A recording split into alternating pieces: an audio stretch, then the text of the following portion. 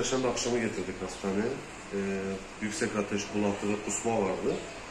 Rota teşhisi virüsü, yani rota virüsüne bulaşmış kızıma. 4 gündür buradayız. Ama durum bu. Zaten ilk gece sıcaktan hiç yatamadık. Gece 12.30-1 gibi de abimden vantilatörü almak zorunda kaldık.